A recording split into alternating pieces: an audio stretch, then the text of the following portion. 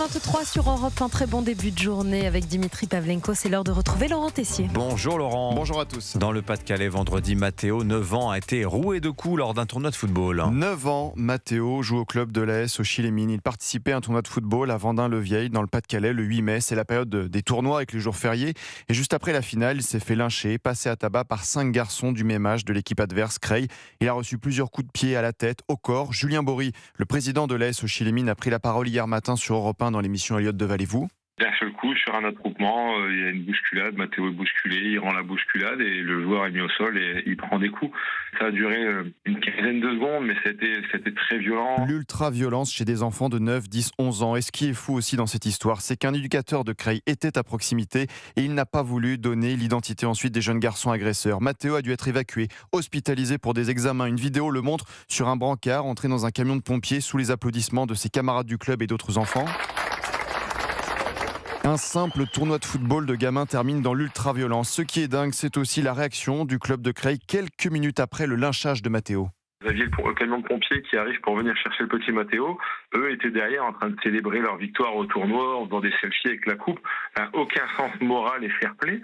Comment il a pu célébrer la victoire en félicitant ses gamins alors que nous, le petit partait en brancard, quoi. Et le club de Creil a attendu dimanche seulement pour présenter ses excuses à Matteo et sa famille. Le préfet du Pas-de-Calais a été très ferme hier soir dans un message à 18h30. Dès aujourd'hui, il va signaler les faits au parquet afin que les responsabilités soient établies au plan pénal. La Fédération française de football compte sanctionner ces comportements. Alors oui, il faut taper du poing sur la table. Le président de l'AS au Chili-Mines a de nouveau tiré la sonnette d'alarme sur Europe 1. Tous les week-ends, sur tous les terrains de football, dans tous les districts, il se passe des violences. Parfois, c'est les parents, les joueurs entre eux, les éducateurs. Et en fait, il y en a marre. Depuis la période post-Covid, le football est un véritable défouloir. Et nous, on dit stop. Là, c'est un enfant de 9 ans, battu par d'autres enfants.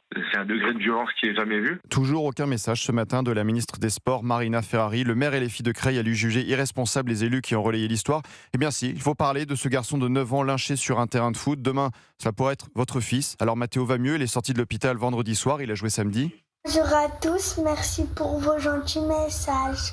Bisous. Que font certains éducateurs? Les parents qui imaginent leur enfant comme le futur Kylian Mbappé. Le père de Matteo, entraîneur et témoin de la violente agression subie par son fils, a dit quelques mots. J'ai vu mon gamin recroquevillé, ils sont venus à 5 sur lui. J'ai couru pour essayer de sauver mon fils parce que je vois mon gamin mourir. Je veux que cette histoire fasse du bruit. Il ne faut pas qu'il y ait un enfant tué pour qu'on décide d'agir. Il compte porter plainte, tout est dit. Merci beaucoup Laurent Tessier.